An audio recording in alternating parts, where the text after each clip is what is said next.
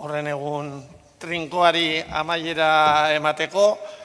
Hemen ordezkari bat falta zaigu, hemen orain gainean jardunaldia bantolatu duen batzorde akademikoko kidea gaude, handik hasita, udako Euskal Unibertsitatetik Unai Fernández de Betoño, UEMatik Miren Segurola, Gipuzkoako Foru Aldunditik Beñat Eguez, falta zaigu, Gaindegiako ordezkaria, Julen Landa, eta bera ere ibili da batzorde akademikoetan buru belarri, jardunaldia kontrolatzen, eta ni neu kontseiluaren izenean. Aurreko jardunetan egin izan dugu, ondorio batzuk prestatu ditugu, baina egia da, adibidez, azken mai inguruan jasotakoak edo esandakoak horiek ez ditugu jaso, uste dugu hor ere zenbait elementu interesgarri agertu dela, lehen goizean UEUko ordezkarianek esan du honen argitalpena gero postaz bidaliko zaizuela, eta horrekin batera orain irakurri ditugun ondorioak pixkat orraztuta, eta azken mai inguruan jasotako ekarpenaekin hori guztia bidaliko zaizue, hemendik eta aste batzuetara. Orduan, orain Mirenek eta Beñatek irakurriko dituzte, egunean zehar jardunaldian esandakoekin atera ditugun ondorioak. Lehenengoa da, garapen jasangarriaren ikuspegian kokatu beharra. Aurreko lui jardunaldietan landutako prebentzioaren ikuspegia aski ezela argi ikusi dugu. Jauzi berria eman, aurrera begira jarri eta garapenaren ikuspegia lantzea beharrezkoa dela ikusi dugu. Garapen jasangarriaren paradigmak erakutsi izan duen gizan, garapen egokiak orekatua eta jasangarria izan behar du. Gaurko jardunaldiek erakutsi digute paradigma horretan sakontzeak argibide eta lanildo berri bezain interesgarriak eta beharrezkoak zabaltzen dituela. Bigarrena da, zeharkakotasuna garatzeko eta erdigunean kokatzeko garaia. Gero eta agerikoagoa da hizkuntza komunikazio eta gizarteratzeko tresna gisa jarduera eta harreman sozial guztietan presente dagoela.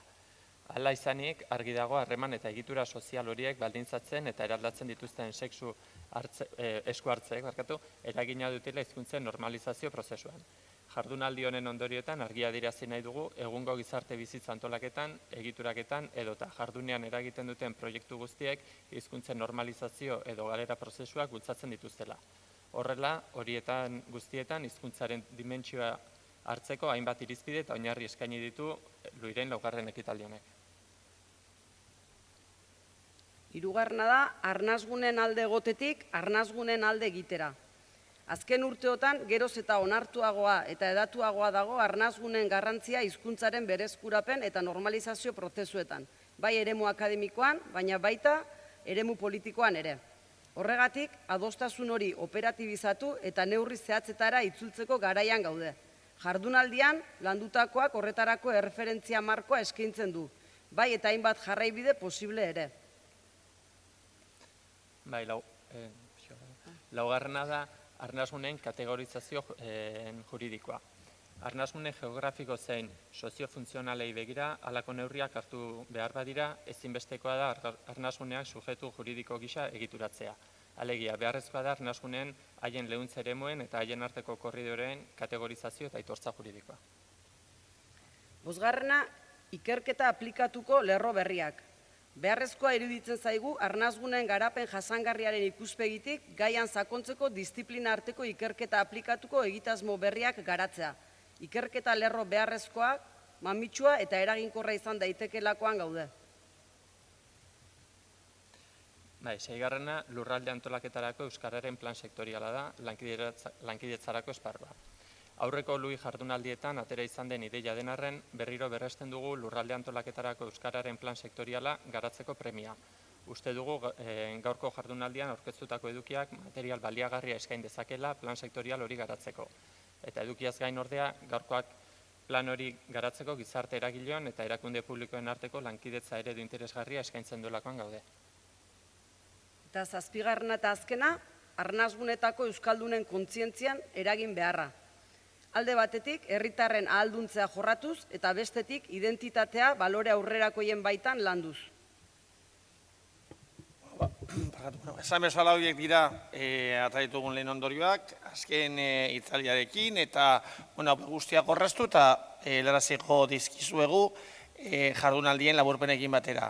Gure aldetik, alegia UEMA, UEU, Gipuzkoako Foru Aldundia, Gendegia eta Kontseilu izenean, eskerrik asko parte hartu izanagatik.